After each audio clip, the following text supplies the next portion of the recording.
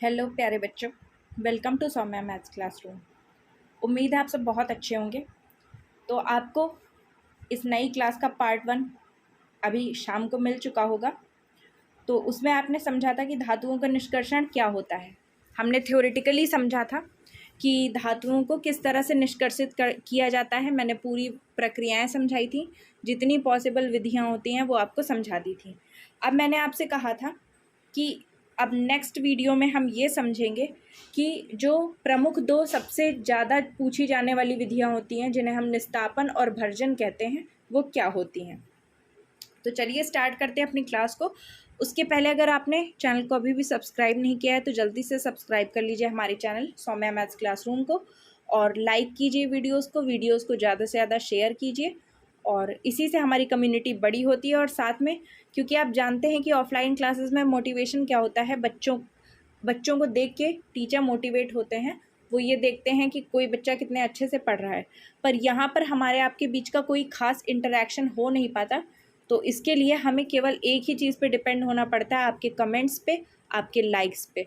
तो आप जितना क्लास को लाइक करेंगे, जितना ज़्यादा चैनल को सब्सक्राइब करेंगे, उतना ही हमारा मोटिवेशन बढ़ेगा। तो चलिए स्टार्ट करते हैं अपनी इस क्लास को। तो यहाँ से हम समझेंगे अपनी दो प्रमुख विधियों के बारे में, जो हैं भर्जन और निस्तापन। तो अब समझते हैं कि निस्तापन और भर्जन में क्या प्रमुख अंतर होता है और हम क्यों निस्तापन और भर्जन को पढ़ते हैं। ठीक है, तो आप देख रहे हैं कि पहले आपको निस्तापन के बारे में बताया गया है। निस्तापन की क्रिया जो है वो कार्बोनेट अयस्कों को दूर करने के लिए की जाती है। ठीक है, फिर उसके बाद में दूसरा हम देखते हैं जो भर्जन की प्रक्रिया है, ये सल्फाइड अयस्कों के लिए यूज़ की जाती है। यानी मैंने आपको पिछली क्लास में क्या बताया था कि जो हमारे अयस्क हैं उनका जब हम सांद्रण कर लेते हैं, तो सांद्रण करने के बाद दो रूपों में हमें मिलते हैं अयस्क हमारे। एक तो कार्बोनेट के रूप में मिलते हैं, ठीक है, उनका कार्बोनेट हमको मिलता है, यानी कि हमारी जो धातु होगी जो हम चाहते हैं वो, और उसका क्या होगा, कार्बोनेट होगा। ठीक है, और दूसरा क्या है कि हमारी धातु जो होगी वो सल्फाइड के साथ होगी, यानी सल्फाइड रूप में होगी। तो अगर आपका कार्बोनेट वाला अयस्क है तो आपको निस्तापन करना है, अगर आपको जो वांछित धातु है वो सल्फाइड के साथ मिली है तो आपको उसका भर्जन करना है। ठीक है, तो क्यों कौन सी विधि अपनाई जाती है ये आप समझ सकते हैं। 1 नंबर में आपसे पूछा जा सकता है कि यदि आपका सांद्रित अयस्क कार्बोनेट वाला है तो आप इसका क्या करेंगे, निस्तापन करेंगे, भर्जन करेंगे, सांद्रण करेंगे, या फिर कोई एक और विधि दे दी होगी वो करेंगे। तो आप बता देंगे कि क्योंकि कार्बोनेट है तो इसलिए हम निस्तापन करेंगे, और अगर सल्फाइड है तो हम भर्जन करेंगे। अब आगे हम समझते हैं कि एक प्रक्रिया को कि वो क्या होती है। तो स्टार्ट करते हैं निस्तापन से। सबसे पहले निस्तापन के बारे में समझते हैं। ये प्रक्रिया जिसमें अयस्क को उसके गलनांक से कम ताप पर वायु के अनुपस्थिति में गर्म किया जाता है। ठीक है, अब दो चीज़ें, एक तो गलनांक जो होगा, जैसे आप जानते हैं कि बर्फ़ का गलनांक कितना होता है, 0 डिग्री सेंटीग्रेड होता है। ठीक है, तो वैसे ही जो भी हमारी धातु है उसका जो गलनांक होगा उसको हम क्या करेंगे, अपनी धातु को गलनांक के नीचे गर्म करेंगे। ठीक है, यानी कि उसको इतना गर्म करेंगे कि धातु हमारी पिघलनी नहीं चाहिए, ठोस अवस्था में ही बनी रहनी चाहिए। फिर वायु की अनुपस्थिति में गर्म करना है, ये भी एक बड़ी बात है। यानी आपको क्या करना है, वायु के अनुपस्थिति में ही अपने उसको गर्म करना है। तो इसी को हम क्या कहेंगे, कैल्सिनेशन, या फिर इसे हम निस्तापन कहते हैं। अब निस्तापन की जो प्रक्रिया होती है उसमें आप देखेंगे कि निस्तापन की क्रिया में अयस्क से जल और वाष्पशील पदार्थ बाहर निकल जाते हैं और अयस्क शुष्क व सरंध्र हो जाता है। अब इसका मतलब क्या हुआ, जैसे कि आपने अयस्क लिया, अयस्क के रूप में मान लीजिए आपने लोहा लिया। ठीक है, अब आपने लोहे का मान लीजिए, वैसे तो अयस्क आपको इस रूप में प्राप्त नहीं होगा जैसे मैंने यहाँ बनाया है, यानी मैंने तो एक प्रॉपर ईंट जैसी बना दी है लोहे की, पर ऐसे आपको प्राप्त नहीं होता। आपको तो आपने उसे लिया होगा, वो भी आपको कुछ हिस्सों के रूप में मिला होगा पत्थर जैसा, उसको आपने बारीक पीस के चूर्ण भी बनाया। मैंने बताया सबसे पहला तरीका चूर्ण बनाना ही होता है। ठीक है, फिर आपने क्या किया, उसको एक भट्ठी ली और इसमें आपने उसे गर्म किया। तो अब गर्म करने के बाद में क्या करेंगे आप, गर्म करने के बाद में आप इसे इस हिसाब से गर्म करेंगे कि ये जो अंदर भरा हुआ आपका जो धातु के कण हैं ये पिघलने ना पाए, केवल क्या हो, ये गर्म हो जाए। और उसके साथ हम ये भी ध्यान रखेंगे कि वायु की अनुपस्थिति होनी चाहिए, यानी ये भट्ठी पूरी तरीके से क्लोज होनी चाहिए। तो इससे क्या फ़ायदा होगा कि जो हमारी जो अयस्क है उससे जल निकल जाएगा। आप जानते हैं कि जब किसी चीज़ को हम भूनते हैं, जैसे हम मूंगफलियों को भूनते हैं, तो क्यों? क्योंकि वो क्रिस्पी हो जाती हैं, तो हमें अच्छी लगती हैं। अब क्रिस्पी हो क्यों जाती हैं? क्योंकि जो उनके अंदर की नमी होती है वो निकल जाती है।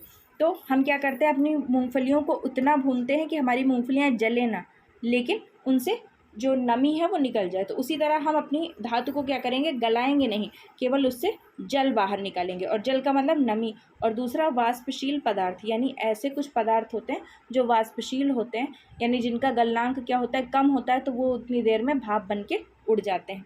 अब हमारी जो अयस्क होगा वो शुष्क हो जाएगा। शुष्क मतलब सूखा और सरंध्र हो जाएगा।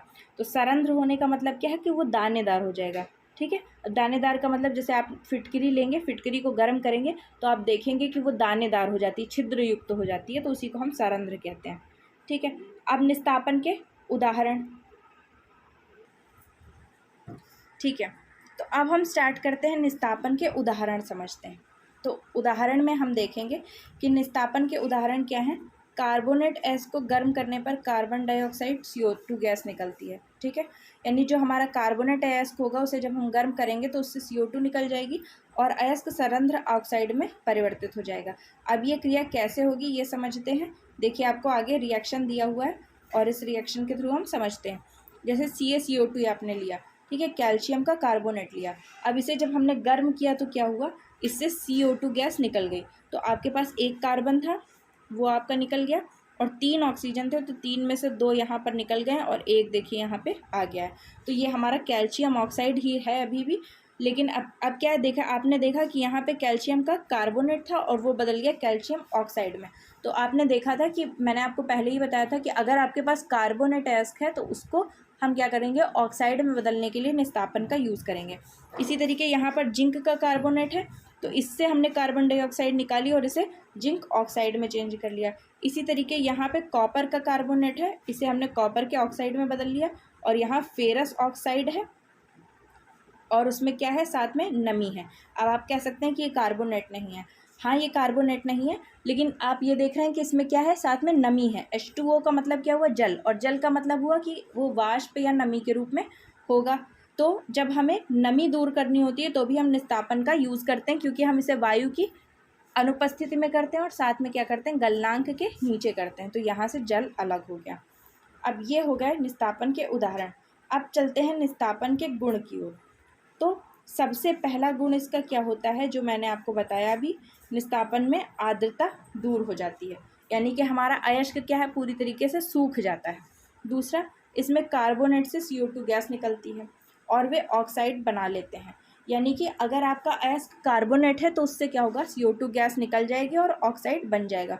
तीसरा, सरंध्र हो जाता है। तो ये तो मैंने आपको पहले ही बताया कि वो क्या होगा, जो आपका अयस्क है वो फूल जाएगा, और फूल कर, क्योंकि उससे हवा निकली है, अब उससे नमी और जो कुछ वाष्प थी वो निकली है। तो वाष्प कैसे निकलेगी, आप जानते हैं वाष्प क्या होती है, एक तरीके की वायु होती है, हवा के रूप में होती है। तो जब किसी चीज़ से हवा निकलती है तो क्या होगा, वो कुछ छेद बना करके ऐसे निकलती है, तो ये सरंध्र हो जाएगा, यानी पोरस हो जाएगा, इसमें छेद छेद हो जाएंगे। अब ये आप कैसे देखते हैं, जैसे कि अगर आपने कभी हलवा बनता हुआ देखा हो तो आप देखते होंगे कि जब हलवा बिल्कुल सूख जाता है तो क्या होता है, उससे फिर अजीब से बुलबुले से उठने लगते हैं और उससे होकर के हवा निकलने लगती है ऊपर। और वहाँ पे हम देखते हैं कि हमारे जो हलवे के सरफेस है उसमें छोटे छोटे से गोले बन जाते हैं, तो वो सरंध्र हो जाता है। और फिर आखिरी जो इसकी खासियत है वो ये है कि ये प्रक्रिया परावर्तनी नाम की एक भट्ठी में की जाती है। यानी निस्तापन हम किस भट्ठी में करते हैं, परावर्तनी भट्ठी में करते हैं। तो इसलिए आपको परावर्तनी भट्ठी भी तैयार होनी चाहिए। अब आई होप आपने अब तक परावर्तनी भट्ठी का चित्र ज़रूर तैयार कर लिया होगा। अब इसके बाद में आते हैं भर्जन पर। ठीक है, निस्तापन के बारे में आप पढ़ चुके कि इसकी क्या क्या खासियतें हैं। ये हमारे अयस्क को सरंध्र कर देता है, ये उसकी नमी को बाहर कर देता है, ये कार्बोनेट को ऑक्साइड में बदल देता है, क्योंकि इससे CO2 गैस निकल जाती है। ठीक है, अब आते हैं भर्जन पर।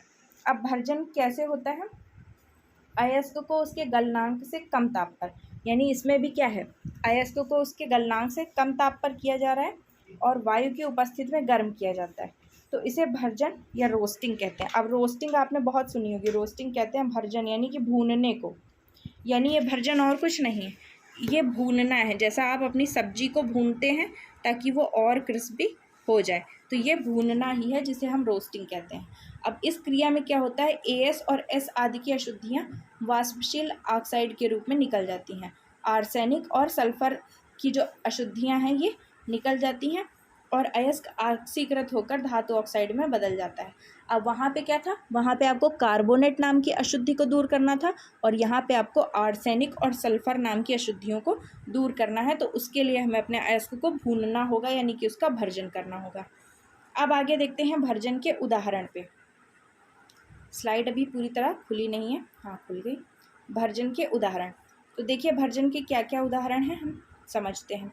भर्जन में सल्फर, आर्सेनिक आदि की अशुद्धियाँ SO2 यानी सल्फर डाइऑक्साइड और इधर आर्सेनिक के एक यौगिक के रूप में ऑक्सीकृत होकर के दूर हो जाती हैं। तो ये क्रिया कैसे होती है, जैसे देखिए यहाँ पे सल्फर है और ऑक्सीजन के साथ ये मिल गई तो SO2 बन करके निकल गई।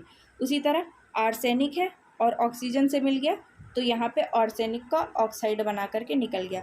इसी तरह आपने देखा कि अगर अब यहाँ पे हमारा कॉपर का अयस्क है, देखिए कॉपर है और कॉपर के साथ में S यानी सल्फ़र जुड़ा हुआ है, तो यहाँ पे ऑक्सीजन जब मिली इसे तो क्या हुआ, सल्फ़र और ऑक्सीजन ने आपस में क्रिया करके सल्फ़र डाइऑक्साइड बना ली और यहाँ से कुछ ऑक्सीजन हमारे कॉपर के साथ जुड़ करके उसका एक ऑक्साइड बन गई। तो क्या हुआ, जो सल्फ़र अयस्क था वो अब ऑक्साइड अयस्क में बदल गया। उसी तरह यहाँ पे देखिए लेड, Pb मतलब लेड, लेड का सल्फ़र है यानी लेड है और साथ में सल्फ़र जुड़ा हुआ है, ऑक्सीजन से क्रिया कराई, लेड का ऑक्साइड बन गया और सल्फ़र डाइऑक्साइड बाहर हो गई। तो इसका मतलब क्या है, सल्फ़र और आर्सेनिक की अशुद्धियाँ दूर होकर के हमारा जो धातु है वो हमें ऑक्साइड के रूप में प्राप्त हो जाती है। अब भर्जन के गुण पढ़ने हैं हमें। भर्जन के गुण क्या क्या हैं ये समझ लेते हैं। सबसे पहले इसमें भी आर्द्रता दूर हो जाती है, जैसे पिछले में आपने देखा था कि आर्द्रता या नमी दूर हो जाती है, उसी तरह इसमें भी आर्द्रता दूर हो जाएगी। सल्फाइड अयस्कों को ऑक्साइड में परिवर्तित किया जाता है। फिर वाष्पशील अशुद्धियाँ दूर हो जाती हैं, यानी जो भी ऐसी अशुद्धियाँ थी जो भूनने से उड़ जाती हैं, जैसे आप क्या करते हैं सब्जी को भूनते हैं ताकि एक्स्ट्रा पानी निकल जाए और आपकी सब्जी क्रिस्पी हो जाए, तो उसी तरीके जो वाष्पशील चीज़ें होंगी वो निकल जाएंगी और ये क्रिया भी परावर्तनीय भट्ठी में ही संपन्न होगी। ठीक है, तो अब अतिरिक्त जानकारी आपके लिए ज़रूरी ये है जो आ चुकी है, लेकिन फिर भी आपको ध्यान से समझना है। यानी पहले आपने पढ़ा कि दोनों क्रियाएं क्या है, एक ही भट्ठी में की जाती हैं, जिसे परावर्तनीय भट्ठी कहते हैं। इन दोनों प्रक्रिया में धातु अपने ऑक्साइड के रूप में बदल जाती है।